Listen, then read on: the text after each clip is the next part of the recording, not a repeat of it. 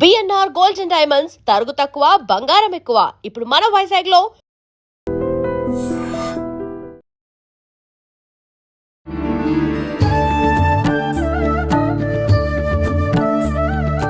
నమస్కారం, welcome to I dream. ధర్మ మార్గం విత్ విజిత కార్యక్రమానికి స్వాగతం. ప్రస్తుతం మనతో పాటు ఉన్నారు గీతా విజన్ ఫౌండర్ స్వామి స్థిత ప్రజ్ఞానంద సరస్వతి గారు. ఇప్పుడు వారితో మాట్లాడి మరిన్ని విషయాలు తెలుసుకుందాం. నమస్కారం అండి. నమస్తే అమ్మ. భక్తి అంటుంటాం. మళ్ళీ భక్తి ఉంది అని అంటే భక్తి ఉంటే సరిపోదు, నిజమైన భక్తి ఉండాలి అంటూ ఉంటారు. ఎక్కువ భక్తితో ఉంటే మూఢనమ్మకము, చాదస్తము అని అంటూ ఉంటారు. అసలు ఏంటి భక్తి ఒక స్థాయి ఏంటి? భక్తి అంటే ఏంటి? భక్తి అనేది నిజానికి చెప్పాలంటే ప్రేమ. బయట అంటుంటే ప్రేమ కదా, I love you this is not a ప్రేమ. అది డెల్యూజన్ అంటారు, మోహం.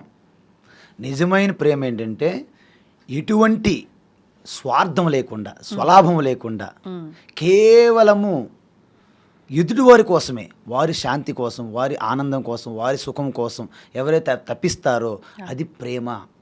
అంటే ఏమవుతుంది, ప్రేమ అనేది ఎదుటివారికి అన్ని ఈశ్వరుడు కలిగించునుగాక అని కోరుకుంటాం మనం. అందుకే లోకా సమస్త సుఖినో భవంతు ప్రార్థన ఉంది మనకి.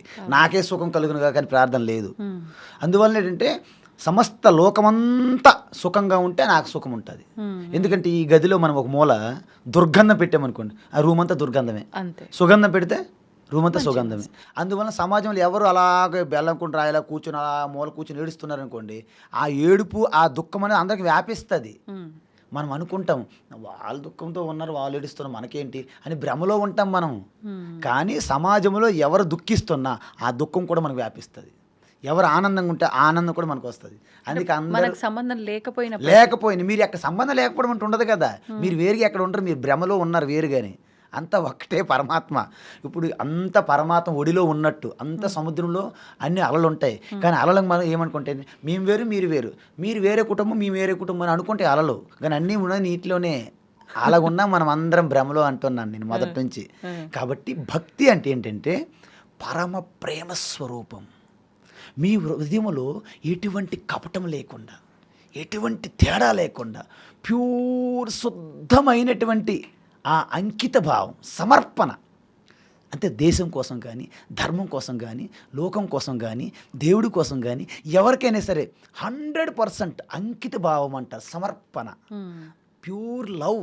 ఆ pure love is God, the pure love is devotion, భక్తి అని నారద మహర్షి చెప్పాడు.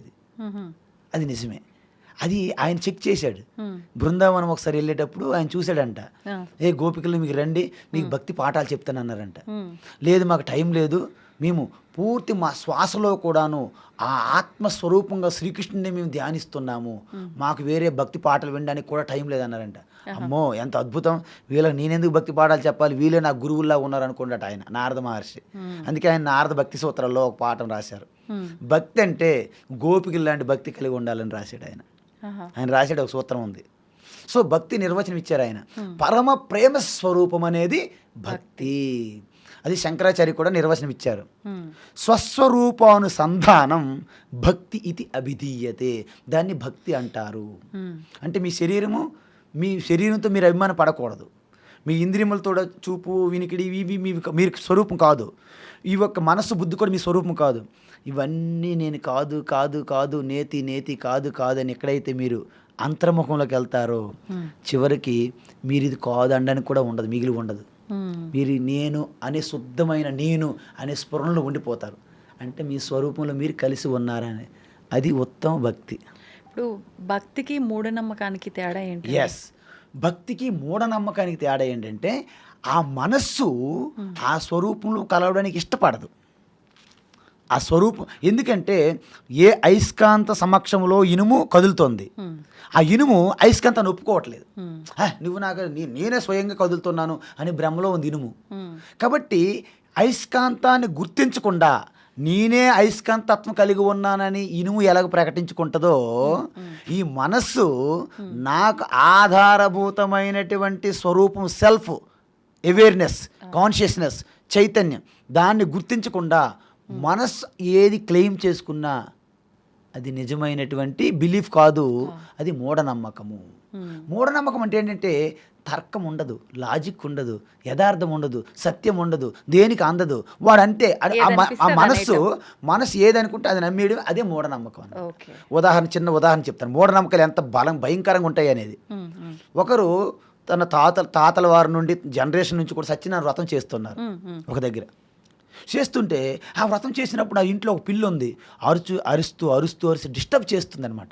వ్రతం చేయనివ్వట్లే. అరే దీన్ని తీసుకురండి. ఒక మూగిడి ఉంటుంది కదా, పెద్ద జంగిడి ఉంటుంది కదా, జంగిడి లోపల పెట్టి మూసేశారు దానికి, ఆ పిల్లికి. తర్వాత వ్రతం చేశారు. సో పెద్దలు అయిపోయారు, వాళ్ళ పిల్లలు అమెరికాలో ఎక్కడ సెటిల్ అయ్యారు. కొన్ని సంవత్సరాలు అయిన తర్వాత మా నాన్న మా తాత వాళ్ళు సత్యనారాయణ వ్రతం చేసేవాళ్ళు, ఇప్పుడు మనము చెయ్యాలి అని భార్యలు చెప్తారు, సలహా ఇస్తారు. నిజమైన భార్య ఎప్పుడు సలహా ఇస్తుంది, వాడు అలాగే పాటించరు కాబట్టి. సో వాడికి కూడా డౌట్ వచ్చి సరే మనము చేద్దామని సెలవు పెట్టుకుని ఇండియా వచ్చారు, గోదావరిలాగా దివిసీమ కోనసీమలాగా. సో అక్కడ సత్యనారాయణ వ్రతం స్టార్ట్ చేస్తే ఒకడు అన్నారు, మన ఇంట్లో ఎప్పుడు సత్యనారాయణ వ్రతం చేసినా పిల్లికి జంగిడిలో పెట్టి మూత పెట్టాలి, మూత పెడితేనే వ్రతం చేయాలి అన్నాడు ఒకడు. ఎందుకు? అంతకుముందు పేరు చూశారు. అది అసలైన మూఢనమ్మకానికి నిదర్శనం అనమాట. సో మూఢనమ్మకం అంటే ఏంటంటే దానికి లాజిక్ ఉండదు, జస్ట్ చూశాడు పాటించడమే. పరమానంద శిష్యుల్లాగా. పరమానంద శిష్యుడు ఏమంటే, నాయన నేను పడుకుంటాను బండి మీద, మీరు ఏమైనా పడిపోతే చూడండి అన్నాడట. అయితే అలా చూస్తున్నారు, పడిపోయింది ఒక కమండలం, చూశాడు స్పష్టంగా కమండలం పడిపోయింది. ఓకే, బండి వెళ్ళిపోయింది. సగ దూరం వెళ్ళిన తర్వాత గురువు గారు అడిగారు, ఏం కమండలం ఏది పడిపోతే మీరు చూడమని మీరు చూసామన్నారు. ఇలాగ ఉంటారు మరి. అంటే ఉన్నది ఉన్నట్టుగా మాట్లాడడం అయితే బుద్ధి వాడరు. బుద్ధి ఎవరైతే వాడరో, మనసుతో ఎలాగ అనిపిస్తే అలాంటి భావంతో పరుగులు తీస్తారో వాళ్ళు మూఢనమ్మకాలకే తావు తీస్తారు. అది బుద్ధి వాడరు కదమ్మా. బుద్ధి వాడితేనే అది నిజమా కాదు. ఒకడు అన్నాడంట, ఎద్దు ఇప్పుడు ఈనింది, కట్లని తాడు తీసుకురా అన్నాడంట. ఆ రామారావు అని ఒక అతను వెళ్ళిపోయాడు మార్కెట్కి తాడు కోసం. ఎద్దు ఏంటం ఏంటనేప్పుడు ఆలోచించట్లేదు, ఎద్దు ఇంతదా మరి అదే మరి ఆ గాబర్లో ఉన్నాం మనం. ఎర్రగడ్డ సంతకి వెళ్ళిపోయాడు తాడు తేడండి, ఎద్దు ఈనిందని కట్టాలి కదా మరి. అంటే బుద్ధి వాడకపోతే మీరు ఏది చేసిన మూఢనమ్మకం అవుతుంది. బుద్ధి మనకి ఒక గొప్ప బ్రహ్మాస్త్రం అనమాట. ఆ బుద్ధి మీరు వాడితేనే వివేకవంతులు. అందుకే చూడండి, మీరు ఇప్పుడే ఈశ్వర స్వరూపమని మీరు అనుభూతి చెందగలరు. మాకు ఎవరు చెప్పక్కర్లే, మాటలు కూడా రావు, మాటలు పడిపోతాయి, మౌనంలోకి వెళ్ళిపోతారు. ఎలా తెలుసా? నిజానికి ఏకాగ్రత కలిగి ఉండాలి మీరు. అంటే ఒక దాని మీద దృష్టి పెట్టారంటే వేరేది పట్టించుకోకూడదు. దేనిపైన దృష్టి దేని మీద పెట్టండి. ఇప్పుడు మనము ఇంటర్వ్యూ జరుగుతుంది సపోజ్, ఇంటర్వ్యూ మీద దృష్టి ఉండాలి. ఫోన్ అది ఎవరి మెసేజ్లు వస్తున్నాయి, ఎవరి ఫోన్ నెక్స్ట్ ప్రోగ్రామ్స్ ఏంటి, ఈ దృష్టి ఉంటుంది జనరల్గా. అది ఉండకూడదు. అంటే ఏ కార్యక్రమం మీరు స్టార్ట్ చేశారో, ఏ యాక్టివిటీ స్టార్ట్ చేశారో, ఏ టాస్క్ మీకు ఇచ్చారో దాని మీద 100% ఫోకస్ పెట్టడమే ఏకాగ్రత. ఆ ఏకాగ్రత మీకు ఉందనుకోండి, ఉంటే మీకు సమర్పణ 100% సమర్పణ, ఎటువంటి సంశయం లేదు, డౌట్ లేదు. ఈ రెండు కలిగితే మీకు రాని విద్య అంటూ లేదు. బ్రహ్మ విద్య అది నా స్వరూపం అని ఇలా సింపుల్గా అంటారు మీరు. అంటే లౌకిక విద్యలో క్షణాల్లో పట్టేస్తారు. ఏ విద్య అని ఏ కలియుగంలో మీరు అన్నంత సాధ్యం అంటారా? అంటే ఇప్పుడు భక్తి మార్గమైన ఏదైనా మీరు చెప్పిన యుగాలు అనేవి ఉండవమ్మా. యుగాలు అనేవి ఒక కల్పన. ఏంటి కల్పన అంటే మనిషిలో ఉన్నటువంటి పర్ఫార్మెన్స్ బట్టి యుగ ధర్మం అని మనం చెప్తాం. మీలో నిజంగా తపస్సు చేసే శక్తి మీలో ఉందనుకోండి, తపస్సు చేసి నాకు వేరే మేము వద్దు, ఇవన్నీ కూడా తృణప్రాయం, గడ్డి పరక వలె నాకు అనిపిస్తున్నాయి, క్షణికము, ఈ సంబంధాలన్నీ తాత్కాలికము. నువ్వు మన ఇద్దరం ఒకటే ప్రాణము, ఇద్దరు ప్రాణచేతులము, భార్యాభర్త ప్రాణచేతులము, ఒకే కంచంలో తింటారు, ఒకే మంచంలో పడుకుంటారు, ఏదైనా తేడా వస్తే ఫినిష్ చేసేస్తారు. ఇవన్నీ బూటకాలు. ఇవన్నీ చూస్తున్న సమాజంలో ప్రతిరోజు మనం. కాబట్టి రక్త సంబంధం, blood is thicker than water, ఇవన్నీ చెప్పడానికి డైలాగ్ బాగుంటాయి. రక్త సంబంధమే తొందరగా మారిపోతారు, ఎందుకంటే బ్లడ్ తొందరగా మారుతుంది కదా మనకి. కాబట్టి ఇలాంటి సంబంధాలు పెట్టుకోకర్లేదు, ఇవేమీ ఉండవు మీకు. మీ అందరికీ తెలుసు, పెద్ద పెద్దవాళ్ళు ముఖ్యమంత్రి ప్రధానమంత్రి అయ్యే స్థాయిలోనే కుటుంబ సభ్యులు ఆ డబ్బుల కోసం, ఆదాయం ధనం కోసం కోర్టులో వెళ్ళి మర్డర్లు చేసుకుంటున్నారు. మీకు చూడట్లేదు ఈ మధ్య. కాబట్టి ఇవన్నీ చెప్పడానికి బాగుంటాయి, నిజం కాదు. అర్థం ఏంటంటే మీరు ప్రతిదీ మారిపోతుంది, మారనేది నాకు కావాలి అని మీరు నిర్ణయించినప్పుడు మీరు ఆ స్వరూపం పొందడానికి ఇంకా అన్ని విడిచిపెట్టాల్సి వస్తుంది, సర్వం కోల్పోవాల్సి వస్తుంది. సర్వం కోల్పోయినప్పటికీ ఎవరైతే బలంగా ఈ సర్వానికి కారకుడైన వాడిని దేవుణ్ణి పట్టుకుంటారో మళ్ళీ అన్నీ మీద వచ్చేస్తాయి. ఇప్పుడు విశేషంగా భక్తిలో రకరకాల మార్గాలు ఉన్నాయి. ముఖ్యంగా మనం నామస్మరణ తీసుకుంటే ఏంటి ప్రాముఖ్యత? భక్తిలో మార్గాలు లేవు, భక్తిలో స్టెప్స్ అంటారు. లెవెల్స్ ఏంటంటే మనం పని చేస్తున్నాం, నేను చేస్తున్న ప్రతి పని కూడా ఈశ్వరుని పూజ అనే భావన దాన్ని పెట్టండి, అది కర్మభక్తి అయిపోయింది. అర్థమవుతుందా? సపోజ్ ఈశ్వరుడు అనేవాడు ఒక నామం ఇస్తారు. ఎందుకు ఇస్తారు? మీలో ఈ యొక్క నిస్వార్థంగా సర్వీస్ చేస్తారనుకోండి, సర్వీస్ చేస్తున్నప్పుడు మీలో ప్యూరిటీ ఉంటుంది. మనిషికి పవిత్రత ప్యూరిటీ లేకపోతే వాళ్ళు ఏమీ సాధించలేరు. మనకి ఇప్పుడు బురదలో ఉంది నీరు, బకెట్లో బురద నీరు ఉంది, దాంట్లో ముఖం కనిపిస్తుందా? ప్రతిబింబం కనిపించదు. ఆ బురద పోవాలి. తర్వాత నీరు కదులుతుంది, కనిపిస్తుందా? కనిపించదు. అంటే మీకు నీటిలో ప్రతిబింబం కనిపించలేదు, ఏం కావాలమ్మా? బురద కావాలి, తీసేయాలి. నీరు కదలకుండా స్టిల్గా ఉండాలి. మన లోపల ఉన్నాడు కామనలు, కామ, క్రోధ, లోభ, మోహ, మదమాచర్యాలు, బురద.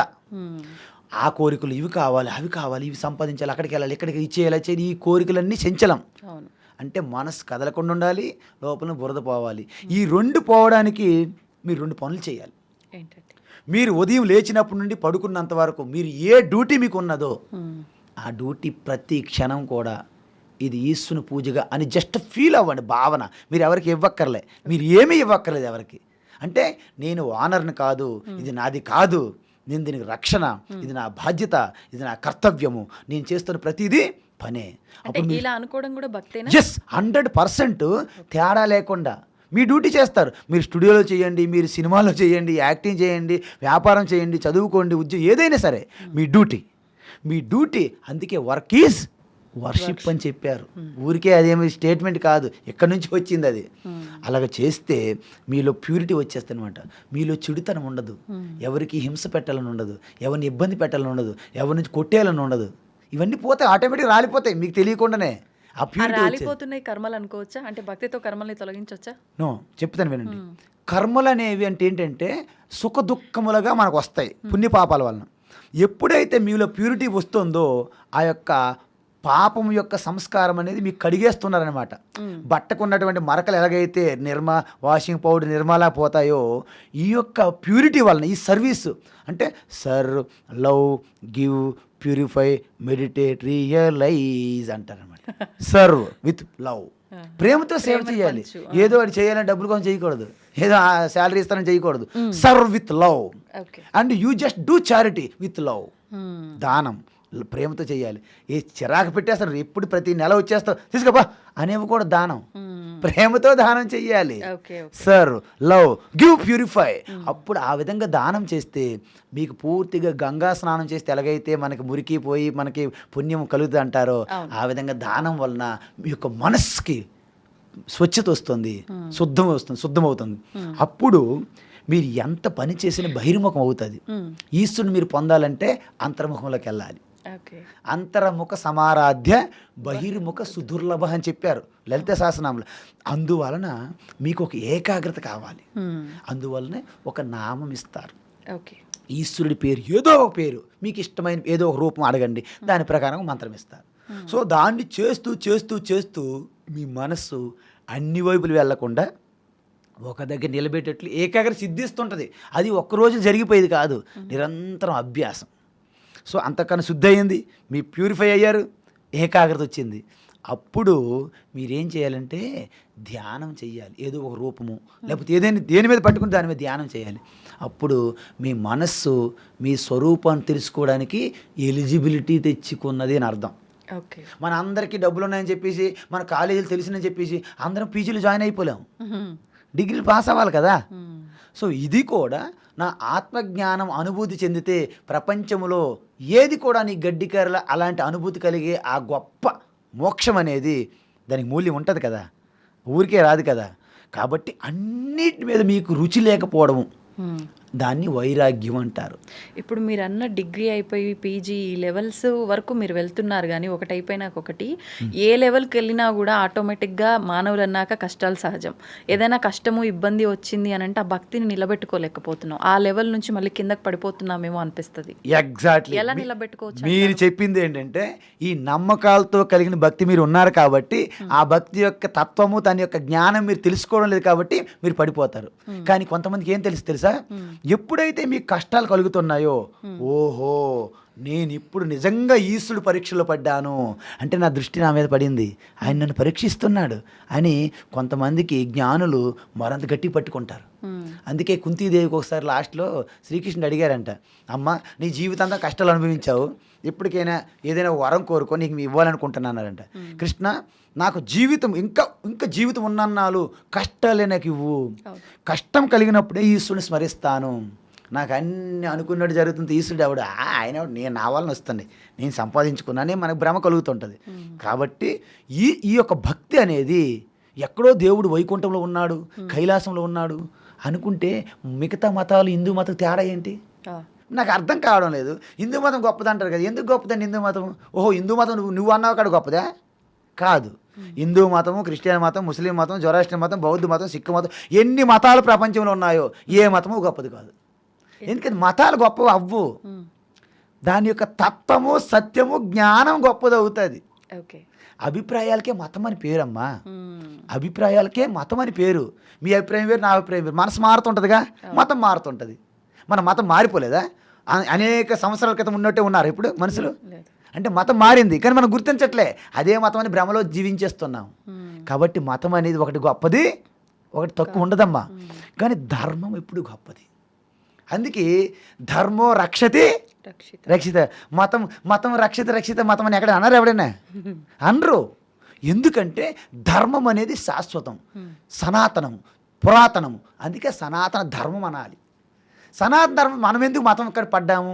ఇతర మతాలతో పోటీ పడలేక వాళ్ళు వచ్చి డిస్టర్బ్ చేస్తున్నారు, అరే మన వాళ్ళందరూ పోతున్నారు అని ఈ అభద్రత భావంతో మనం కూడా మతమే అని హిందూ మతం పడ్డారు చాలామంది. నిజానికి మతం మంది సృష్టి అంతా సనాతన ధర్మమే. కాబట్టి ఎవరైనా సరే నాకు ఆధారము, నాకు వ్యక్తుల మీద నేను ఆధారపడను, నేను ఈశ్వరుడి మీద ఆధారపడతాను ఎంత దృఢంగా పెట్టుకుంటారో వారికి ఉన్న శ్రద్ధ బట్టి ఈశ్వరు అనుగ్రహం ఉంటుంది వాళ్ళకి. శ్రద్ధ అనేది బయటికి మీకు కనిపిస్తాను, అలాగా నేను ఉపవాసాలు చేస్తున్నాను, నేను టెంపుల్కి వెళ్తున్నాను, తీర్థయాత్రలు చేస్తున్నాను, ఇవన్నీ బయట చేస్తారు కానీ కోరికలతో చేస్తారు, స్వార్థంతో చేస్తారు. అందుకే వాళ్ళకి నిజమైన ప్రతిఫలం రావట్లేదు. ఎవ్వరికి కూడా ఈ భక్తికి తగినటువంటి ప్రతిఫలం కనిపించట్లేదు. ఎందుకంటే నీ భక్తిలో లోపం ఉంది. కౌను कहते हैं భక్తి మే శక్తి నహి, కౌన్ कहते हैं భక్తి మే శక్తి నహి. ఎవరు చెప్తున్నారండి భక్తిలో శక్తి లేదని? తుమ్మే రాకే జైసే ఓ భక్తి నహి. నీ భక్తి మీరా లాంటి భక్తి కాదు, నువ్వు ఊహించుకుంటున్నావు, ఊహల్లో తిరుగుతున్నావు, నువ్వు గాల్లో తేలినట్టుంది అంటారు కదా మన వాళ్ళు. ఈ ఊహాలోకంలో జీవించేస్తున్నాం కానీ నీ భక్తిలో నిజమైనటువంటి సత్తా లేదు. సత్తా ఉంటే దేవుడికి కూడా నువ్వు ఆజ్ఞ చేయగలవు. ఎస్, యశోదమ్మ శ్రీకృష్ణుని ఎలా బంధించింది అనుకున్నారు? ఆవిడంట ఆ శ్రీకృష్ణ బాలకృష్ణ కడుతుంటే ఒక 2 అంగుళాలు సరిపోయేది కాదంట నడుముకి. ఆయన పేరు దామోదర్ అని పేరు వచ్చింది తెలుసా? దామ అంటే తాడు, ఉదరానికి కట్టితే దామోదర్ అని పేరు వచ్చింది. ఓకేనమ్మా? 2 అంగుళాలు సరిపోవట్లేదంట. అయితే ఎప్పుడు కూడా నేను కట్టి తీరుతాను నిన్ను కృష్ణ, ఆవిడ కట్టలేకపోయింది. లాస్ట్కి నిన్ను కట్టలేనురా బాబు ఆయన మొత్తం నిస్సహాయత వ్యక్తం చేసి, దేవుడా నువ్వే కట్టాలి తప్ప ఈ పిల్లవాడిని నేను కట్టలేను అని ఈశ్వరుడికి సమర్పణ అయిన తర్వాత అప్పుడు కట్టగలిగిందట ఆవిడ. ఎవరికైనా సరే ఈవిడ ద్రౌపది తీసుకోండి. ద్రౌపది దుశ్శాసనుడు వచ్చాడు ఆ సభలోకి తీసుకొని, తనకి చీర విప్పాలనుకున్నారు. తను పూర్తిగా తనకు తాను రక్షించుకుందమ్మా. మొదట తనకు రక్షించుకోలేకపోయింది. ఆ పక్కన ఉన్న వాళ్ళు రక్షిస్తారనుకుంది, వాళ్ళు రక్షించలేకపోయారు. పాండవులు రక్షించలేదు, భీష్ముడు రక్షించలేదు, ద్రోణుడు రక్షించలేదు, తనకు తాను కూడా రక్షించలేదు, నిస్సహాయ స్థితి. కాబట్టి ఈశ్వర గోవింద వాసుదేవ కృష్ణ అని ఈశ్వరుడికి ఎప్పుడైతే 100% సమర్పణ అయిందో ఈశ్వరుడు అద్భుతాలు సృష్టించాడు. కృష్ణ సృష్టించలేదు అక్కడ, అద్భుతాలు శ్రీకృష్ణ సృష్టించలేదు. మనమేమనుకుంటాము, సినిమాలు చూస్తాం కదా, శ్రీకృష్ణ చీరలు పంపించేస్తాడు. ఎక్కడ చీరల నుంచి? చందన బ్రదర్స్ నుంచి ఒక చీరలు కట్ట, ఏమున్నాయి కదా ఆర్ఎస్ బ్రదర్సు, నల్లి సిల్క్స్, ఇక్కడ నుంచి చీరలు రావు. వెంకటగిరి మంగళగిరి చీరలు రావు. ఏంటంటే ఎప్పుడైతే మీరు దేవుడు కోసం, అంటే అంత సృష్టి స్థితి లయ అంత నడిపేది పరమాత్మ దేవుడు అని మీరు అనుకుంటే ఈ ప్రకృతి అంతా కూడా మీకు అనుకూలంగా మారిపోద్ది. ఇప్పుడు ఈ విధిరాత, బ్రహ్మరాత, తలరాత ఇవన్నీ ఏం లేవా మరి? ఉన్నాయి. ఎలా ఉంటాయంటే ఈ విధిరాతి ఎంతవరకు పనిచేస్తుందంటే వ్యావహారికంగా నీ యొక్క ప్రయత్నం చేసుకున్నంత వరకు పనిచేస్తాయి.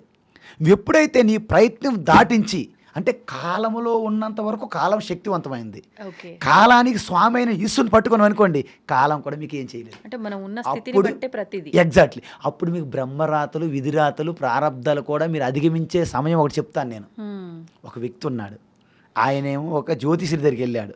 అంటే జన్మకొండలు తెలుసు కదమ్మా, పుట్టిన నక్షత్రము, సమయము, స్థలము, పేరు ఉంటాయి కదా, పలాయన సమయంలో పలాయన తేదీ ఉంటాయి, పలాయన జన్మస్థలం పట్టుకుని వెళ్ళాడు. ఆయన చూశాడు ఆ జ్యోతిష్కుడు, ఓ మై గాడ్ ఈవేళ ఏం చనిపోయినట్టు ఉన్నాడు. ఆయనకి అర్థమైపోయింది. ఇప్పుడు మీరు వచ్చారు నా దగ్గరికి ఎంతో ప్రేమతో భక్తితో నమస్కారం పెట్టుకొని, గురువుగారు స్వామీజీ ఏదో నా జీవితం ఎలాగుంటే చెప్పండి అన్నారు. నేను చూశాను నీ జన్మకొండలి, ఈవినింగ్ ఈవిడ చనిపోయినట్టు ఉన్నారు అని నీ ముఖం చెప్పగలనా? అమ్మ ఈవినింగ్ నువ్వు చనిపోతావు అంటే నువ్వేమవుతావు? అలాగ అక్కడే ఇప్పుడే చనిపోయినట్టు ఉండవు, లేకపోతే ఈవినింగ్ వరకు ఉండవేమో భయం నాకు. అవునా కాదా? అలా చెప్పరు కదమ్మా, డైరెక్ట్ చెప్తారా? కాబట్టి ఆయన కూడా ఆ వ్యక్తికి, నాయన నువ్వు రేపురా, నేను ఇప్పుడు వేరే పని ఉంది అని చెప్పలేదు. వెళ్ళాడు, రిటర్న్ వెళ్ళాడు ఇంటికి. వెళ్ళే మధ్య మార్గంలో పెద్ద బోరును వర్షంలో తన ఇంటికి వెళ్ళలేక ఒక మార్గ మధ్యలో ఆగాడు. అక్కడ శివాలయం పాడుబడిపోయి ఉంది. శివలింగం మీద అంత చెత్త చెదార్థము పెట్టెలు రెట్టేసి ఉన్నాయన్నమాట. ఆ గోడలు కూడా కూలిపోయినట్టు ఉన్నాయి. ఒక గోడ దగ్గర అలాగ దాక్కున్నాడు. వర్షం అలాగ తగ్గుముఖం పట్టింది. ఈ లోపు ఏమైందంటమ్మా, ఆ శివలింగం చూసి ఎంత ఎంత అపచారం జరిగింది, ఈ యొక్క శివునికి ఎవరు ఆదరించట్లేదే, నాకు కనుక కొంచెం స్తోమత ఉంటే ఈ ఆలయం బాగు చేసి శివలింగం పునఃప్రతిష్ఠ చేస్తాను, అదే నమశివాయ అని ఆ మనసులో అలాగ చింతన చేస్తున్నాడు అనమాట. అప్పుడు కొంత సమయానికి వర్షం తగ్గుముఖం పట్టింది. ఈలోగా ఒక పెద్ద పాము ఆ గోడ, చిదిలమైన గోడ మీద నుండి బుస్ అని శబ్దం వచ్చింది. వెంటనే ఇలా చూసారు పాము, అయ్యో పాము అని బయటికి వెళ్ళి వచ్చాడు. అక్కడ నుండి ఆయన ఎక్కడైతే నిల్చొని ఉండో అక్కడే పెద్ద గోడ కూలిపోయింది. ఆ తర్వాత ఇంటికి వెళ్ళాడు, భార్యకి చెప్పాడు ఇలా జరిగింది, ఇలా జరిగింది. ఓకే, మరుసటి రోజు మళ్ళీ జ్యోతిషం తెలుసుకోవాలి కదా ఏం జరుగుతుందని. ఆయన వస్తున్నాడు, ఈ జ్యోతిషుడు ఆయన చూసి అయ్యో దెయ్యం వచ్చేస్తుంది, భూతం వచ్చేస్తుంది భయపడుతున్నాడు. ఎందుకు నిన్న చనిపోవాలి కదా జ్యోతిషం ప్రకారం, కానీ బ్రతికున్నాడంటే ఊరుకుంటారా? ఇప్పుడు ఆ అబ్బాయి ఉన్నాడు, నేనే ఉన్నాను పని, మీరెందుకు, నేను ఈవేళ చనిపోవాలి ఈ నైట్కి, రేపు మళ్ళీ వస్తే మీకు ఏమనిపిస్తుంది? స్వామి చూస్తుంటే భూతం వస్తుంది అనిపిస్తుందా లేదు మీకు? అందువలన అడిగాడు, అయ్యగారు నేను రమ్మన్నారు కదా, నేను వచ్చాను, మీరు ఎందుకు అలా కన్ఫ్యూజ్ అవుతారంటే, లేదు నాయన నీ జాతకం ప్రకారం నిన్న రాత్రి ఈవినింగ్ నువ్వు చనిపోవాలి కదా, మరి ఎలా బ్రతికావు, ఏం జరిగింది స్టోరీ చెప్పానడంట. అప్పుడు జరిగిందంతా చెప్పాడనమాట. అంటే మీకు ఏమర్థమైందంటే, కాలంలో మనం ఉన్నంత వరకు యమధర్మరాజు యొక్క ఆజ్ఞలను ఉంటాం, ఆయన ఆధీనంలో ఉంటాం. కానీ యమధర్మరాజు కూడా ఒక ప్రభు ఉంటాడు కదమ్మా. యముడికి మొగుడు ఏదో అంటారు కదా, యముడు ఉంటాడు కదమ్మా. ఆ యముడికి మీరు పట్టారనుకోండి, యముడు కూడా మీకు ఏం చేయలేని అర్థం. మీకు అర్థమవుతుంది. సపోజ్ ఇప్పుడు హైదరాబాద్ మనం ఉన్నాం, ఒక కార్పొరేటర్ మనకి ఇబ్బంది పెడుతున్నాడు, ఉదాహరణకి కార్పొరేట్తో పడలేకపోతాం నస ఇబ్బంది, ఆయనతో ప్రాబ్లం మనకి. ఆయన కార్పొరేటర్ ఏమంటే పొలిటీషియన్ కదా. సపోజ్ మీకు ఒక ముఖ్యమంత్రో మినిస్టరో మీ బంధువు అయ్యాడు అనుకోండి, కార్పొరేటర్ మీరు భయపడతారా? ఇది సేమ్ పరిస్థితి. యముడు అనేవాడు మనకు భయం. ఇప్పుడు అయ్యో యమధర్మరాజు, మృత్యువు, చనిపోతాను. మృత్యువు ఒకడు ఉన్నాడు కదా, ఎవరు? మహాకాలుడు ఉన్నాడు కదా, మహాకాళేశ్వరుడు, కాలానికే కాలుడు. సో మహాకాలుడిని కనుక మీరు పట్టుకుంటే, ఏ అమ్మ ఈ మనవాళ్ళ వదిలే అంటారు. మీరు ఇప్పుడు ఎక్కడో ట్రాఫిక్ పోలేదు, అక్కడ ఇరిగిపోయారు, మీరు ఒక ఎస్పీ ఎవరు ఉంటారు కమిషనర్ తాలూకా, ఒక్కోసారి వదిలేస్తారు, కమిషనర్ తాలూకా వదిలేవా అంటారు. అదే కానిస్టేబుల్ తాలూకా వదులుతారా? అందువలన మనం గమనించాలి, ప్రారబ్ధం అనేది ఉన్నదమ్మా, కానీ ప్రారబ్ధాన్ని జయించగలిగేటట్లుగా మీకు ధైర్యం రావాలి. అసలు ప్రారబ్ధం అంటే ఏంటో తెలుసుకోవాలి. జ్ఞానంతో మీరు అన్నీ కూడా ఓడిస్తారనమాట. అంటే భక్తికి జ్ఞానంకి సంబంధం ఉందా? ఇప్పుడు వచ్చారు అసలు పాయింట్, ఇది నేను చెప్పాలనుకుంటా మొదటి నుంచి. భక్తి దానికి 5 మెట్లు ఉన్నాయమ్మా. మొట్టమొదటిసారిగా మనం ఏది చేస్తున్నా మన కోరికలు తీర్చుకొని చేస్తాం. నేను ఎన్ని చెప్పినా మీరు వినరు. ఇప్పుడు సపోజ్ అమ్మ నిస్వార్థంగా అంత సేవ చెయ్యి, సేవతో ఏ పని చేసిన ఈశ్వరుని ధ్యానించు, పూజించు, అర్చించు, శ్రవణం కీర్తనం విష్ణు స్మరణం పాదసేవనం అర్చనం వందనం దాస్యం సఖ్యమాత్మ నివేదనం. మన ఆత్మ పూర్తిగా సమర్పణ చేయడం ఉత్తమ భక్తి. 9వ స్టెప్ అది. మనం మొదట ఉన్నాం మనము. అర్థమవుతుందా? సో కాబట్టి పత్రం పుష్పం ఫలం తోయం యో మే భక్త్యా ప్రయచ్చతి అంటే మీకు ఉన్న స్థాయిలో మీ స్తోమత బట్టి మీ ఎక్కడ ఏమి కలుగుతుంది. సపోజ్ ఆవు వెళ్తుంది, దానికి గడ్డి పెట్టడమే భక్తి. ఎవరికైనా బెగ్గర వచ్చాడు, ఆడి నీరు భోజనం పెట్టడమే భక్తి. అన్నీ భక్తి కింద వస్తాయి. అంటే మీ హృదయంలో ప్రేమ కరుణ నిండిపోతే మీరు చేయగలుగుతారు. మీరు కఠోరమైన హృదయంతో మీరు చెయ్యలేరు. ఎప్పుడు బిజినెస్గా ఎక్స్పెక్ట్ చేస్తారు, నాకేమిటి అంటే చూసారు ఏదో సినిమాలు అంటారు నాకేమిటి అంటారు. అలాగని ఆహనా పెళ్ళి అంటే ఏదో సినిమాలు నాకేంటి. సో ఈ విధంగా ఈ నాకేమిటి అని బిజినెస్గా ఆలోచించే వాళ్ళు చెయ్యలేరు భక్తి. ఊరికే డంబము దర్పము మొత్తం ఇక ప్రకటిస్తారన్నమాట. దేశ రాష్ట్రం అంతా ఓ పెద్ద రాజశ్యామల యాగం చేస్తాడు, ముఖ్యమంత్రి అయిపోతాడు.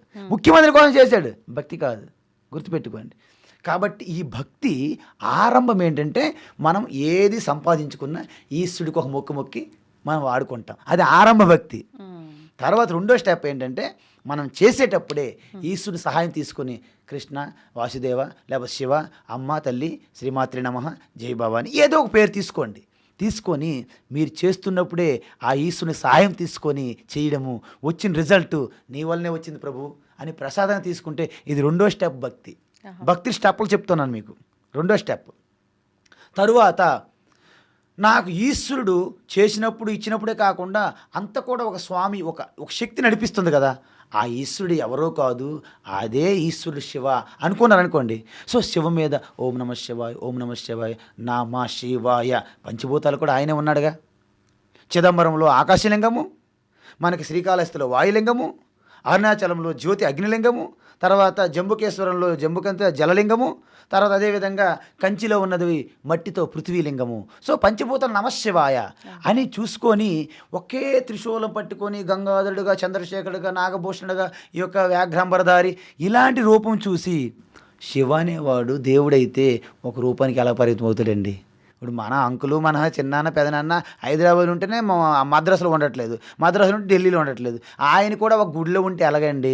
కాబట్టి ఖచ్చితంగా ఈయన బ్రహ్మాండం అంతటికీ వ్యాపించి ఉండాలి ఈయన అని ఏ గుడిలో అయినా ఏ రూపమైనా శివునిగా మీరు దర్శిస్తే దాన్ని అనేక రూప ఈశ్వర భక్తి అంటారు. మొదట ఒకే రూపం ఇష్టపడతారు కొంతమంది, విష్ణు భక్తులు శివాలయానికి వెళ్ళరు, వినాయక చవితులు కూడా చెయ్యరు. ఈ నామాలు పెట్టుకుంటే ఈ శంకు చక్రాలు ధరిస్తే వాళ్ళే భక్తులు, వీళ్ళందరికీ అంధ భక్తులకి ఎవరికి తెలియదని భ్రమలో ఉంటారు వాళ్ళు. సో ఏకరూప భక్తి నుండి అనేక రూప భక్తిలో రావాలి. ఇది 4వ స్టెప్. ఎన్ని స్టెప్పులు చెప్పాను నేను? 4 లాస్ట్ అమ్మ అసలు దేవుడు అనేవాడు ఏ గుడిలోనే కూలిపోతానేగా, ఏ రూపమైన నశించిపోతుందిగా. దేవుడు అనేవాడు రూపం ఉంటే ఎలాగ దేవుడు అవుతాడు? ఖచ్చితంగా దేవుడికి అనేవాడికి రూపం లేదు. కాబట్టి నీరు ఏ పాత్రలో పోస్తే ఆకారం వస్తుంది కదా, నీటికి ఏ ఆకారం చెప్తారు మీరు? కాబట్టి సకల రూపాల్లో దేవుడు నివసిస్తుండ తప్ప దేవుడికంటూ ప్రత్యేకమైన రూపం లేదు. అన్ని నామములు దేవుడికి పెడుతున్నాం తప్ప ఆయనకి ప్రత్యేకమైనటువంటి పేరు లేదు. కాబట్టి ఖచ్చితంగా అన్ని మారిపోతున్నా మారనటువంటి ఆ యొక్క స్వరూపమే దేవుడు అవ్వాలి. అంటే ఏదై ఉండొచ్చు అంటే మీ శరీరము, ఈ ప్రపంచము గాఢ నిద్రలో ప్రపంచము లేదు, మీ శరీరము లేదు, ఇంద్రియాలు లేవు, మనసు లేవు, బుద్ధి లేవు, కానీ మీరున్నారా లేదా గాఢ నిద్రలో? ఎలా తెలుస్తుంది? లేచిన తర్వాత తెలుస్తుంది.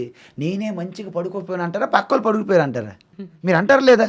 అంటే గాఢ నిద్రలో నేను బాగా సుఖంగా నిద్రపోయానంటే అర్థం ఏంటమ్మా? సుఖంగా నిద్రించిన మీరు ఉన్నారు కదా.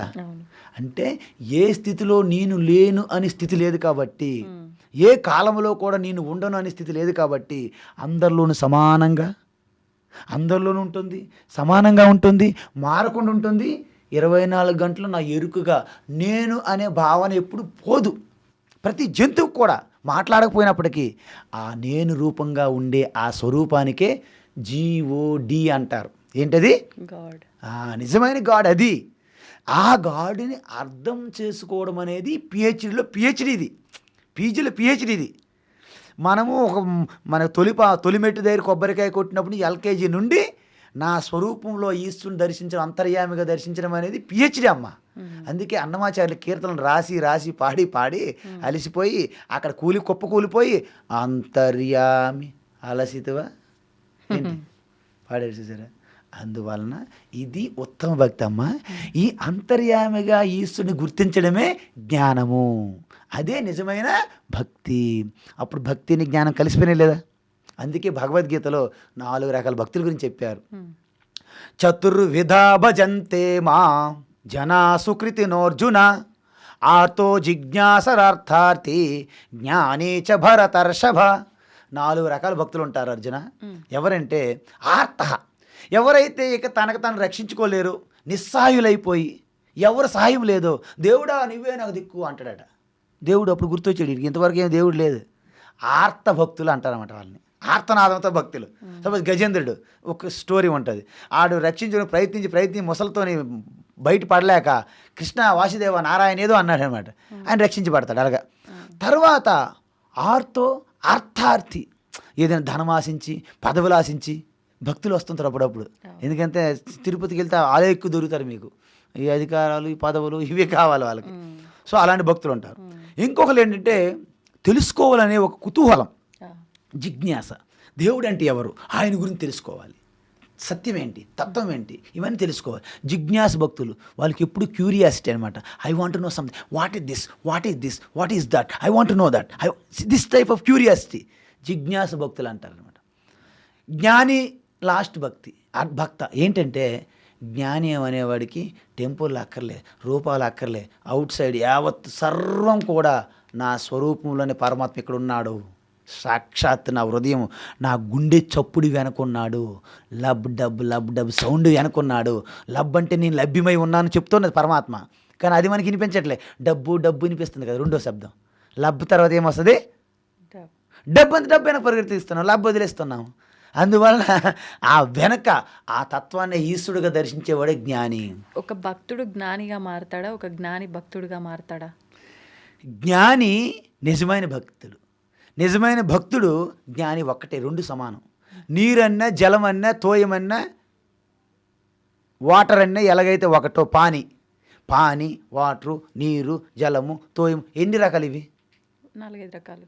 ఒక్కటే, రకాలు 4, పేర్లు వేరమ్మా, పేర్లు వేరు. మీ పేరు విజిత గారు, ఆవిడేమో యాంకర్, ఆయన ఎవరో వచ్చి యాంకర్ గారు పిలవండి అంటారు. యాంకర్ అని మీరు వెళ్తారా, విజిత అంటే వెళ్తారా? యాంకర్ అనే వెళ్తారు. ఎందుకు వెళ్తాం? యాంకర్ అంటే ఇంకా మిగతా యాంకర్స్ కూడా ఉంటారు. సరే ఇక్కడ ఎవరు యాంకర్ లేరు, మీరు ఒక్కలే ఉన్నారు. యాంకర్ గారు రండి అంటే వెళ్తారా లేదా? అన్నయ్య అండి అని కన్ఫర్మ్ చేసుకొని సరే, మీరు మేనేజర్ అనుకుందాం, మీరు మేనేజర్ అన్నే మీరే పలుకుతారు, విజిత గారు అన్నా మీరే పలుకుతారు లేదా? కానీ మీరు 2 ఒకటే, మీరే, పేర్లు వేరు. కాబట్టి నీరన్నా మీరు నీరే ఇస్తారు, వాటర్ బాబు అంటే వాటర్ ఇస్తాడు, పానీ అంటే హిందీ కొంచెం తెలిసినప్పుడు పానీ ఇస్తారు, కానీ అన్ని పేర్లు ఒకటే కదా. సో ఈ విధంగానే నేను అందుకే మీకు చెప్పాను, జ్ఞాని కూడా ఈ యొక్క లౌకిక జ్ఞానాలు జ్ఞాని కాదు, స్వరూప జ్ఞాని గురించి మాట్లాడుతున్నాను నేను. ఇప్పుడు ఆత్మజ్ఞానం పొందిన వారికి కూడా భక్తి అవసరం అంటారా? ఆత్మజ్ఞానమేకే భక్తి అంటారని చెప్పాను మీకు నేను. స్వస్వరూపానుసంధానం భక్తిరిత్య విధీత అన్నాను. ఎవరైతే తన స్వరూపములో నిలిచి ఉంటాడో అదే ఉత్తమమైన భక్తి, అది ఉత్తమమైనటువంటి జ్ఞానము. ఉత్తమమైన జ్ఞానము ఉత్తమమైన భక్తి ఒకటేనమ్మా. ఆ లోవర్ లెవెల్లో భక్తి జ్ఞానం వేరుగా మనకు కనిపిస్తాయి. లోవర్ లెవెల్లో భక్తి జ్ఞానం వేరుగా కనిపిస్తాయి. ఇంకొకటి ఉదాహరణ మీకు ఇది ఎలా చెప్తానంటే, గవర్నమెంట్ ఫామ్ చేయక మునుపు పార్టీలుగా మనకు కనిపిస్తాయి. ఈ పార్టీ ఆ పార్టీ, ఈ పార్టీ ఆ పార్టీ. ఏ పార్టీ అనేది గెలిచిన తర్వాత గవర్నమెంట్ అయింది, కానీ ప్రభుత్వం అంటామా పార్టీ అంటామా? ప్రభుత్వం. అది మీకు అర్థమవుతుంది కదా. సో ఆరంభంలో భక్తి వేరు జ్ఞానం వేరు మీకు అనిపిస్తాయి, కానీ 2 చేరినట్టు ప్రదేశం స్థానం ఒక్కటే, పరమాత్మయే. పరమాత్మ లక్ష్మే భక్తి, పరమాత్మ యొక్క లక్ష్మే జ్ఞానం. లక్ష్యం, గమ్యం, గోల్, ఆబ్జెక్టివ్, యాంబిషన్. అర్థమవుతుందా? కాబట్టి భక్త వేరు జ్ఞాన వేరు, అల్టిమేట్లో ఒకటవుతారు. అందుకే హనుమంతుడు భక్తుడా జ్ఞానియా? 2. జ్ఞానినాం అగ్రగణ్య అని చెప్తారు, జ్ఞానంలో అగ్రగణ్యుడంట. భక్తుల్లో తిరగలేదు, మన అందరికీ తెలిసిందే హనుమంతుడు భక్తుడని. సో ప్రహ్లాదుడు తీసుకుందాం, ప్రహ్లాదు భక్తుడా జ్ఞానియా? భక్తుడు. 2 జ్ఞాని. ఆయనగా చెప్పాడు, అసలు ఈ సృష్టిలో అణువణువులో కూడాను ఎవరినిచే జననించిన ఈ జగత్తు, ఎవరిలో స్థితిగా ఉన్నది, ఎవరిలో లయమవుతుంది, పరమాత్మ చెప్పాడు, జ్ఞానమే కదా. ఓకే. కాబట్టి ఈ భక్తి జ్ఞానం ఉత్తమ లెవెల్లో ఒకటే. అందుకే శ్రీకృష్ణ ఏమన్నారు, తేషాం జ్ఞాని నిత్యయుక్త. ఈ 4 భక్తులు అయినప్పటికీ ఈ 4లో నిత్యము నా ఆత్మస్వరూపంగా అనుసంధానమై ఉంటాడు. ఎవరు? జ్ఞాని. ఎందుకు? ప్రియోహి జ్ఞాని నోత్యర్థం అహం సచ మమ ప్రియ. ఉదార సర్వ ఏవైతే జ్ఞానే త్వాత్మైవ మే మతం భగవద్గీతలో. ఈ నలుగురిలో అందరూ నాకు మంచోలే, కానీ జ్ఞాని అంటే నా స్వరూపమై ఉన్నాడు, ఆత్మై ఉన్నాడు కాబట్టి ఆయన ఉత్తముడు, ఉత్తమ భక్తుడు. కాబట్టి మన భక్తి పేరుతో మనం ఎక్కడున్నాము, రకరకాల్లో ఇక్కడ తగులుకుని ఉన్నాం అనమాట. ఇది ఎంగు వాసనలాగా పెవిక్కులు పట్టుకుని ఏలాడుతూ ఉన్నాము, వెళ్ళట్లే పైకి. తొలి మెట్టు దగ్గర కొబ్బరికాయ కొట్టమని చెప్పాను, ఏదో గురువు చెప్తాడు, అమ్మ ఇక్కడ నుంచి క్షేత్రం ఆరంభమైంది, తొలి మెట్టు కొబ్బరికాయ. మీ తొలి మెట్టు దగ్గర కూర్చొని వెళ్ళిపోయారు, వెళ్ళట్లే పైకి. తొలి మెట్టు ఎక్కితే కదా మెట్లని 1000 మెట్లు అవుతాయి, తర్వాత క్షేత్రంలోకి వెళ్తారు, గర్భగృహాలకు వెళ్తారు, మూల విరాట్ని దర్శిస్తారు. మీరు తొలి మెట్టు దగ్గరే ఉండిపోతే ఇది భక్తే కానీ ఆరంభం. చదువుతాం, అందరూ చదువే. ఆడేమో బీటెక్ ఎంటెక్ చేశాడు, పిహెచ్డి చేశాడు, ఎంటెక్ పిహెచ్డి, ఇది ఎల్కేజీ. ఇద్దరు ఏం చదువుకున్నారంటే చదువే. ఇద్దరికి చదువు ఒకటే కాదు కదా, ఈయన ఆరంభంలో ఉన్నాడు, ఇది చదువే, అది చదువే. కాబట్టి భక్తి కూడా ఈ యొక్క పూర్తిగా నీవు చేసినటువంటి శరీర యొక్క కర్మలతో భక్తి ప్రవేశించాలి. అందుకే భక్తి, ప్రతిదీ భక్తి యోగమే. మన భగవద్గీత చెప్తారు, కర్మయోగంలో భక్తి, ఉపాసనలో భక్తి, జ్ఞానంలో భక్తి. భక్తి అనేది సెపరేట్ చేయకూడదు. నిజమైన భక్తుడి యొక్క లక్షణాలు ఏ రకంగా అది భగవద్గీతలో ఉంది. అద్వేష్ట సర్వభూతానాం మైత్ర కరుణ ఏవచ నిర్మమో నిరహంకార సుఖదుఃఖ సమీ. అంటే సుఖములు దుఃఖములు కాకుండా క్షమములు, ఎటువంటి క్షమ సహన గుణం, సకల ప్రాణుల యొక్క ఎటువంటి ద్వేషభావం లేకుండా ప్రేమతో శాంతి కరుణతో ఉంటాడు. ఆయనకు అవమానం జరిగినా ఏమి కోపగించుకోడు, సన్మానం చేసినా ఏమో ఎగిరిపోయి పడిపోడు. మనం ఎలా ఉంటాం సమాజము, డబ్బులుంటే సుబ్బుగాడిని సుబ్బారావు గారు అని పిలుస్తుంటారు అనమాట. హే సుబ్బారావు గారిని పిలవండి, ఎందుకంటే డబ్బులు కోట్లాధిపతి. ఇప్పుడు ఆయన సుబ్బుగాడిని పిల్లలు, నాకు డబ్బులు లేవు కదా. అదే సుబ్బారావుని సుబ్బుగాడిని పిలిచాడు ఒకప్పుడు. ఇప్పుడు అడిగేమో లాటరీ పెళ్ళింది, కౌన్ పనే కరోడుపతి అయ్యాడు. ఏం చేస్తాం, డబ్బులు కావాలి, అప్పు, సుబ్బారావు గారిని పిలవండి అన్నాడట. కాబట్టి ఇదంతా మనం ఈ సమాజం అలా ఉంటుంది. కానీ నిజమైన భక్తులు ఏంటి, ఆడికి సన్మానమైన అవమానమైన, మీరు తిట్టిన పొగిడిన, ఆయనకి లాభమైన నష్టమైన, సుఖం కలిగిన దుఃఖం కలిగిన ఎప్పుడు సమత్వ బుద్ధి కలిగి ఉంటాడనమాట. ఎవరిని హింసించడనమాట. కనీసం నడుస్తున్నప్పుడు కూడా మెల్లగా నడుస్తాడనమాట. ఏ ప్రాణులకి ఎక్కడ హాని కలిగిపోద్దో, హింస జరిగిపోద్దో, సకల ప్రాణుల యొక్క ఆ యొక్క మాతృత్వంతో కూడిన ప్రేమ కలుగుతుంది మనిషికి.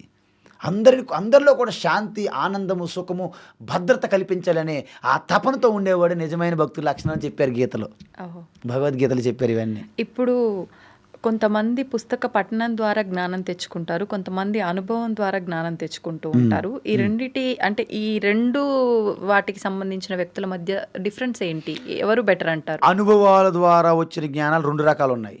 ఈ లౌకిక అనుభవాల జ్ఞానం వేరు. మీ వంట వచ్చారు, వంట ఇవాళ వండాము, ఇవాళ కొంచెం తేడా వచ్చింది, రేపు కొంచెం సెట్ చేసాము, రేపు అనుభవం కలిగింది, రేపు మంచి వంట వండారు. ఆ అనుభవం వచ్చిన జ్ఞానం కూడా అది వంట జ్ఞానమే. అలా జ్ఞానాలు కాదు. మీ యొక్క ఆత్మ జ్ఞానంలో 2 విధాలు ఉంటాయి. అంటే కేవలం శాస్త్రాలు, వాక్యాలు, మంత్రాలు, శ్లోకాలు, పద్యాలు, అవధానాలు, శతావధానము, సహస్రావధానము, ప్రవచనాలు, అవి చేస్తారు కదా. ఆ కేవలం పుస్తక జ్ఞానం అనేది సరిపోదు, దాన్ని పరోక్ష జ్ఞానం అంటారు. పరోక్ష జ్ఞానం అది నాకు నా బ్రెయిన్ సెల్స్లో బాగా నింపి ఉన్నాను, మీ దగ్గర వాగేస్తుంటాను అనమాట. అంటే ఒక టీ కప్పులో పంచదార వేసాము, కానీ టీ మాత్రము చప్పగా ఉంది. అడుగు భాగంలో పంచదార ఉంది, టీలో కరగలేదు, అది చప్పగా ఉంది. కాబట్టి ఈ పుస్తకాల జ్ఞానం అంతా ఇక్కడ పెట్టించుకుంటాడు. ఆడి జరిగినటువంటి సుఖ దుఃఖాల్లో మాత్రం ఊగుతూ తూగుతూ కింద మీద పడుతూనే ఉంటాడు. గొడవలు ఉంటాయి, అహంకారం ఉంటుంది, కోపం ఉంటుంది, అన్నీ ఉంటాయి. జ్ఞానం కూడా ఉంటుంది వాటితో పాటు. అది అంత ఉపయోగం కాదు. అందుకే ఆత్మజ్ఞానం, మోక్షం పొంది ఋషులు, యోగులు ఎంతోమంది శాస్త్రజ్ఞానం కూడా చదువుకోలేదు. మీకు తెలుసో లేదు, రమణ మహర్షి ఏ శాస్త్రము చదువుకోలేదు. రామకృష్ణ పరమహంస పెద్దగా శాస్త్రాలు చదువుకోలేదు. శారదాదేవి, ఆనందమయ మాతాజీ, వీళ్ళందరూ కూడా, నిసర్గదత్త మహారాజు. అంటే అర్థం ఏంటమ్మా, మిగతా లౌకిక విద్యలన్నీ మీరు చదవాలి, కానీ మీ స్వరూపు గురించి చదవాల్సిన అవసరం లేదు. కానీ దానికి గురువు ఒక మార్గదర్శనం చేస్తే దాని ద్వారా పట్టుకోవాలి. కాబట్టి అనుభవ జ్ఞానం అనేది గొప్పది పుస్తక జ్ఞానం కంటే. కానీ పుస్తక జ్ఞానం అనేది పరోక్ష జ్ఞానము, దాన్ని అపరోక్ష జ్ఞానంగా మార్చుకోవాలి. మీకు అర్థమవుతుంది కదా. అందువలన గురువులు కూడా 2 రకాలు ఉంటారు. చాలా రకాల గురువులు ఉంటారు, కానీ ముఖ్యంగా 3 రకాలు చెప్తున్నా. ఒక గురువు ఏంటంటే కేవలం శ్రోత్రియ గురువు, అంటే శాస్త్రాలు బాగా వల్లిస్తాడు, కానీ ఆయనతో వాటికి సంబంధం లేదు. ఆయన వేదిక మీద ఉన్నటువంటి సన్మానాలు అన్ని బంగారు కడియాలు అన్నీ వేసుకుంటాడు, కానీ ఇంటిలో మాత్రము ఆయన యథావిధిగానే ఉంటాడు. ఆయన కేవలం శాస్త్ర జ్ఞానమే తెలుసు తప్ప ఆయన బ్రహ్మనిష్ఠుడు కాదు. అంటే ఆత్మనిష్ఠులు ఇప్పుడు ఉండడని అర్థం. ఇంకో గురువు ఉంటాడు, కేవలం ఆత్మనిష్ఠలో ఉంటాడు, ఆయనకి ఇంకేం వంట పట్టవు. నీ శాస్త్రాలు, నీ గురువులు, నీ సమాజము, సంసారం అంతా కూడా ఆయన నుండి జారిపోయింది. ఆత్మనిష్ఠలో ఉంటాడు. అలాగే రమణ మహర్షిలాగా ఆయన బ్రహ్మనిష్ఠ గురువు అంటారు. ఆయన ఏమంటారు? బ్రహ్మనిష్ఠ గురువు అంటారు. ఇంకో గురువు ఉంటాడు, శాస్త్రాలన్నీ స్పష్టంగా అలా ఔపాసన పట్టి వాటితో జీవించి ఉంచేవాడు ఉంటాడు. ఆ గురువుని ఉత్తమ గురువు అంటారు. శ్రోత్రియ బ్రహ్మనిష్ఠ గురువు అంటారు ఉపనిషత్తుల్లో. అలాంటి గురువు. అందువలన ఈ గురువుల్లో కాబట్టి మీరు అంటున్నట్టు కేవలం పుస్తక జ్ఞానం అనేది మస్తకములు పెట్టుకుంటే సరిపోదు. అది మీలో కణకణము జీర్ణమై ఉండాలి. ఎలాగైతే పంచదార ఎలాగైతే అన్ని మూలలు ఆ టీ అంతా కలిసితే ఎలాగైతే స్వీట్గా ఉంటుందో, మీరు కూడా స్వీట్ అయిపోతారనమాట. అప్పుడు ప్రపంచానికి మీరు ఆనందాన్ని వెదజల్లుతుంటారనమాట. ఎలాగైతే వసంతం వస్తే ఎలాగైతే మొత్తం పువ్వులు, ఆ చిగుళ్ళు, ఆకులు ఎలాగైతే వికసిస్తాయో, ప్రకాశిస్తాయో, చెట్లు కొమ్మలతో ఆనందభరితమైనటువంటి వాతావరణం ఉంటుందో, ఆ విధంగా వసంతవత్ చరంతి మహాత్మనః అంటారు. అంటే మహాత్ములు వసంత ఋతువు వలె అందరికి కూడా ఆనందాన్ని పంచిపెడతారన్నమాట. అందుకే అన్ని వదిలేసి నానా కష్టాలు పడి మహాత్ముల దగ్గరికి వస్తుంటారు జనం. ఋషికేశ్ హరిద్వార్ అటువైపు జనం మీ నాటలు వచ్చి అక్కడ అనేకమైన సాధు బండారాలు చేస్తుంటారు. అంటే భక్తిలో ఇన్ని లెవెల్స్ ఉన్నాయి. ఈ రకంగా ఉంటే భక్తి, జ్ఞానికి భక్తికి సంబంధం ఉంది. ఉత్తమమైన భక్తిలో జ్ఞానము భక్తి రెండు కలిసిపోతాయి. యమునా నది భక్తికి ఒక ప్రతిరూపంగా ఉదాహరణగా మీరు తీసుకుంటే, గంగా నది జ్ఞానానికి ప్రతీకగా తీసుకుంటే, ఈ రెండు సముద్రంలో ఎలాగైతే కలిసిపోతాయో, సముద్రంలో కలిసిన తర్వాత నేను గంగా, నువ్వు యమున అనుకోవు, రెండు నీరు అయిపోయి సముద్రం నీరు ఎలాగైపోతాయో, పరమాత్మ స్వరూపం ఆత్మ జ్ఞానంలో ఆ స్ఫురణలో భక్తి జ్ఞానం ఒకటవుతాయి. అప్పుడు చిదానంద రూప శివ నేనే, భక్తి అయిన జ్ఞానం రెండు ఒక్కటే. అప్పుడు ఏంటంటే హనుమంతుడు, తర్వాత ప్రహ్లాదుడు, వీళ్ళందరూ నారద మహర్షి, వీళ్ళందరూ కూడా భక్తులు మరియు జ్ఞానులు. ఏంటి? భక్తులు మరియు జ్ఞానులు. కాబట్టి ఆరంభంలోనే మనకి తేడాగా కనిపిస్తుంది. అందువలన మీకు శారీరకంగా మీరు ప్రభావితమై ఉన్నారా, ఎమోషనల్గా ఉన్నారా, ఇంటలెక్చువల్గా ఉన్నారా చెప్తారన్నమాట గురువులు. మీరు ఎమోషనల్గా ఉన్నారనుకోండి, మీకు మంత్రం ఇచ్చి జపం చేసి ఎక్కువగా భక్తి మార్గంలో చూపెడతారు. అదే మీరు ఇంటలెక్చువల్గా ఉన్నారనుకోండి, మీకు శాస్త్రం ఎక్కువ బోధిస్తారనమాట. ఈ రెండు మళ్ళీ చివరికి వెళ్ళిన తర్వాత ఒకటే అవుతాయి. రామకృష్ణ పరమహంసలు రెండూ చూస్తారు. భక్తిలో పరాకాష్ట, జ్ఞానంలో కూడా అంతే. వివేకానంద స్వామి అంతే, ఆయన కూడా భక్తి తర్వాత జ్ఞానం. నిజమైనటువంటి ఎవరైనా సాధకుడు, ఋషి, యోగి, సాధువు, సన్యాసి, మహాత్ముడు ఎవరైనా భక్తి లేని జ్ఞానం వేస్ట్. జ్ఞానం లేని భక్తి మూర్ఖత్వం అయిపోతుంది. జ్ఞానం లేని భక్తి మూర్ఖత్వం. భక్తి లేని జ్ఞానము అసంపూర్ణం. అసంపూర్ణం. కాబట్టి భక్తి లేనిది ఏది సాధ్యం కాదమ్మా.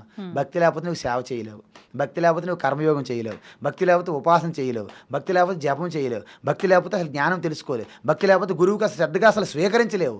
అసలు భక్తి అనేది తల్లి లాంటిది, అన్నిటికీ ప్లాట్ఫామ్. సో భక్తి కలిగి ఉండాలి, తద్వారా జ్ఞానం తెలుసుకుంటేనే బాగుంటుంది. లేకపోతే మూర్ఖ భక్తి అవుతుంది. ఏమవుతుంది? చెప్పులు వేసుకోడు, మూర్ఖంగా ఉంటారు. జ్ఞానం లేదు, ఏమి లేదు, వైరాగి విరక్తిగా ఉంటారు, కానీ మూర్ఖత్వంతో ఉంటారు. ఎందుకు? జ్ఞానం లేదు కాబట్టి జ్ఞానము భక్తి రెండు సమపాలు తీసుకెళ్తూ రెండు ఒక దగ్గర కలిసిపోతాయి. ఏ స్థితిలో రెండు కలిసిపోయో అప్పుడు మీరు స్థితికి చేరుకున్నారని అర్థం.